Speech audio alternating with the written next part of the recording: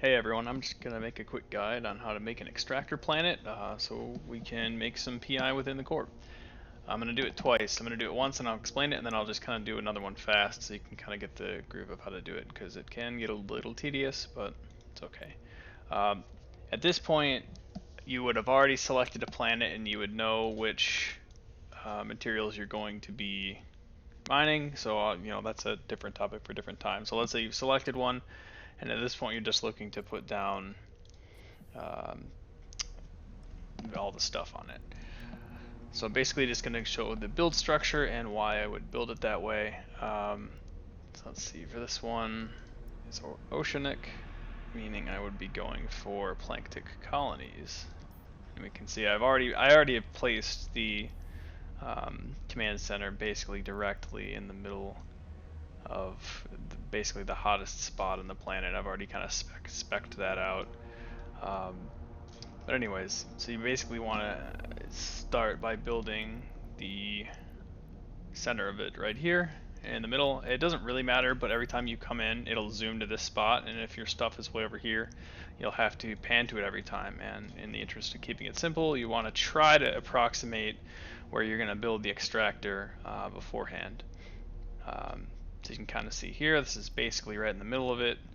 You can tune it down and make it stricter and stricter to get an idea of where you're really going to be putting your extractor. So maybe like right about here. It doesn't really matter, the numbers tend to jive no matter what, but if you're looking to eke out every tiny little bit, that's kind of what you can kind of do for that. So let's just submit that just to start, and the rest of it I build in one go. You're going to start out with 3 launch pads. You kind of want to have everything honeycomb and flush with each other, especially for these first few, because so much is going to end up going over these different lengths, but everything else kind of doesn't matter, it just looks nicer. So it doesn't really matter if everything stays tightly together, especially on any planet that's not gas. Gas is a much wider planet, the planet diameter is much bigger, and the way that this scales, the length is longer there, and it becomes harder to ship things over them without spending extra money for upgrades and that sort of thing. I'm not going to be building a gas today, but mostly this doesn't really matter. I just keep them closer together just so it looks nicer. And you're basically going to come in and just build, I think it's 8 different oh, I am building the wrong one. See, this is why you don't hit submit until you're done, and then you take a quick check over it.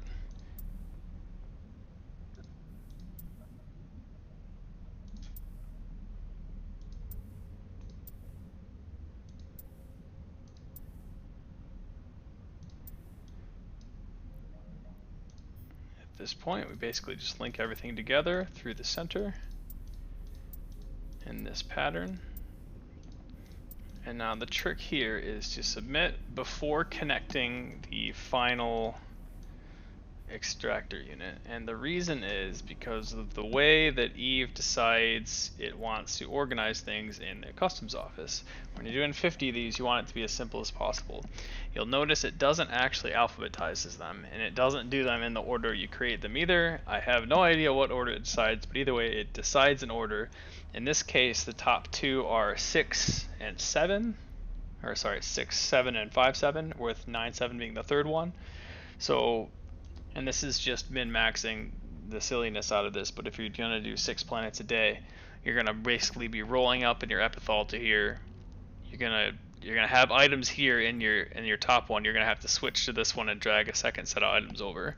You don't want to have to go searching for which one they're in. So now we know that 9, 7 is always going to be in the bottom of this drop down. So what we want to do is have all of the materials end up in the top 2. When you have like 36 of these like I do, it's kind of important to keep everything as simple as you can, so you can get on and off grid as fast as possible. So 9, 7 is going to be our storage launch pad. You could sub out that launch pad for a storage facility, but I like the ability to just withdraw from there if I needed to, and it doesn't really matter in terms of the amount of resources the planet has, because these ones aren't even close to maxing out, and it costs a trivial amount of extra money, so I just do that. Then you don't have to worry about shipping things to and from the storage facility, which has some limitations with time, and I just don't care. So I just built an extra one. So we're going to use 9 as our final one, and so what we will do is be linking, let me get this out of the way, we will be linking up our extractor to that one. And then you can kind of see it, everything is linked up now through the center chain, with the exception of moving everything to and fro out of that third one in the list. Last thing we need to do is to update this link. You will virtually always, you will virtually always need to upgrade that link. And you can do so by clicking it and just upgrading it. It's free. You don't need to pay attention to anything in there. They give you a ton of information, almost all of which is completely useless for our purposes here. So okay, at this point we have the structure down. Next thing to do is to go ahead and start our thing. So we can just pop all the reactors here. The only time you won't be able to spawn all of them is if you are on a gas, and because you'll notice that this is taking some of our resources that the planet has available to it, and the links as well take those resources, and the actual things you're building are always going to take the same, but the links will actually be longer despite it visually looking exactly the same as it is here on a gas planet. Those links in terms of its kilometers, I said most of those numbers don't matter, and it will consume more of the power. So you may only be able to get 8 instead of 10, and that's fine. That's just how you deal with it. It doesn't really matter. And as I mentioned, I'm going to be doing Planck Tick, which I have already scouted beforehand, and like I said, I built that here for that reason. For the way I like to play, I like to check my PI every 2 days. If you're doing it every 2 days, the optimal timing is 2 days, 1 hour, 30 minutes. I don't know if you can see this, but when you switch it to anything above that, the chunks, rather the cycle time changes from half hourly to hourly. And just with the way that the math and all of the things check out, you end up, it's basically a sweet spot. If you're going to keep it at more days, you can, but you'll notice it's a lot harder to squeeze in your materials, and you get diminishing returns over time, as you can tell by the graph here. So for me, the sweet spot, without going crazy and having to spend all of my time doing this and keeping it as hands-off as possible, 2 days and 1 hour 30 minutes. The highest we can get without messing it up too much. And don't forget, if you come around exactly at 2 hours and it's not completely done, you can always stop it and restart it, and then it will basically only have gone to this point and then restart back over here. We're going to be setting these up such that you don't have to actually evaluate or recheck them every time. You're just going to hit stop and start. That's the idea. So basically going to be setting these along the center line. Don't focus too much on the edges, because it's all just a matter of what it looks like at the time. That you can kind of get an idea of where the strong points are here, and with that we can place everything kind of along this center line here. I mean, it's not a bad thing if you move it out. You can pay attention to the graph as it jumps. It's really up to you. It tends not to matter in the long run, because your throughput in making stuff is going to be limited to the worst of all of your planets. Because if you have something that takes 12 planets to make, if 10 of them are great, 2 of them are okay, and 1 of them is absolutely terrible, the absolutely terrible one is going to be the one limiting you. So long as you aren't bringing the floor down, so to speak, then it will be fine.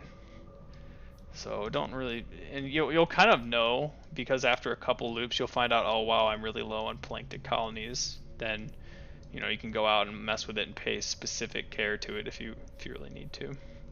I like keeping them spread apart. You don't, because you can get more out of it doing like this. You'll notice that numbers go higher, but when you do that, the planet itself won't heal fast enough. in terms of you'll basically mine it out. After 2 days, when you hit stop and start, there will be not enough materials left. You'll come back and it'll look like that without having moving the slider. It takes a while to regenerate, so by really spreading it out, and basically you're barely touching it, you know, you don't have these big circles that are sucking up every little thing. You're keeping it as spread out as possible. Even with these little extractors, you can basically have it so that where it's hand off. You don't do a single thing. So that's pretty much good for now. It doesn't, like I said, don't get too caught up in this. You'll know if the only reason you would come back into here is if it ended up being one of your lowest performers, and you just can come back in and tweak it a little bit, min-max it a bit. So from there, we start our extraction. We will now route this because we have already built our links everywhere, and if you're on this step and it yells at you and gives you an error, it means you forgot to upgrade that link, because you're going to be mining so much stuff it will say I can't do that, and it's too much stuff, and you have to upgrade the link so it can actually traverse that. If you want to, go ahead and hit submit now, because now it will actually start mining, so you can get a little bit of equity out of just letting it run. So this is the 30-minute timer. It'll slowly go around. So right now all of our materials are here. The easiest way I found to do the next step is to, one by one, set up your individual, I don't know, warehouses, whatever they are, that churn out the tier 0s into tier 1s. And let's get to it. Planck Tick colonies are biomass, so we're just gonna, I move my windows around a lot because you basically have to hammer these windows out constantly. So we're gonna do this 4 times. You're installing the biomass program here, and you're telling it where to go. We are going to be routing the 8 reactors, or whatever these are called, to the 2 remaining. I missed a link. That is a problem there, so I will just build that really quick. Someone probably already saw that earlier and was like, who is this guy making this? He's terrible. True.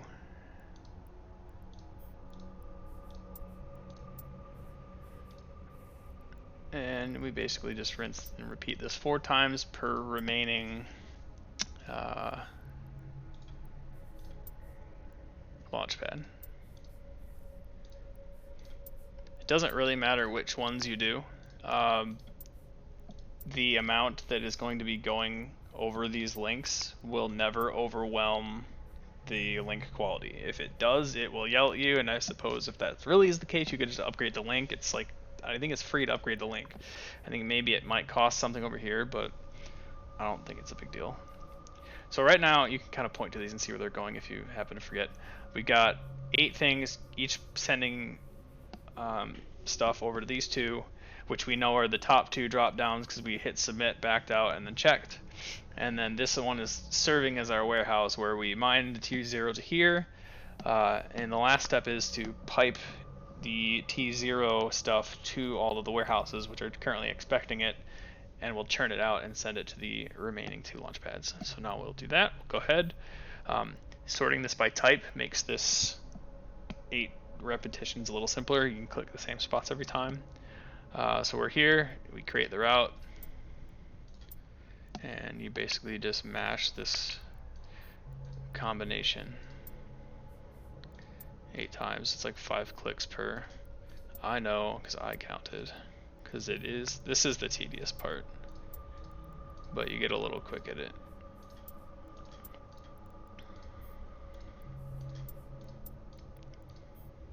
I'm paying attention to which ones are red, which are the ones that say I don't have any inputs, something is wrong. You come here to submit, and you're good. And you'll notice over here, it's now no longer complaining at me that stuff's happening badly. So we have this, churning out T0 materials into here. There's a step that sends these T0 things to each of the 8 facilities. Each facility has a route back to one of the 2 remaining launch pads. And now the idea is you would fly out to that planet, pretending for a moment that you're at it. I don't even remember which planet this is. You're at the customs office. You can actually do this as you're flying in. You've got a bunch of stuff here. You drag it over, hit transfer. Go to the second set, click here, drag it over, hit transfer. And like I said, the order of these is random. and the randomness is generated after you hit submit. And I swear I've seen it update the order of them before I exited out of the planet. So I suggest you hit submit, exit out of the planet, then from this window here, check the order, and then use that to make it. And it's not really a big deal or anything, but like I said, it's just a matter of optimizing and making it so that way PI is hands off. Because once this planet is set up, every 2 days you would basically just go to your customs office, or rather view the interaction. You'd come in and you just hit stop, start, and submit. That's it. And then every couple of days, as the things fill up, you would just go out and take a load of like an epithal or something and take it back. So you're really only on field for like 2 minutes per planet per week ish, and it's really hands off, which is really nice.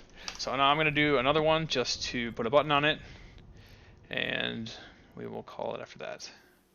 Alright, so this one is barren, obviously, and I need to be making, I've got like a sheet in front of me, microorganisms. Okay, that makes sense. So I'll just kind of go through this silently.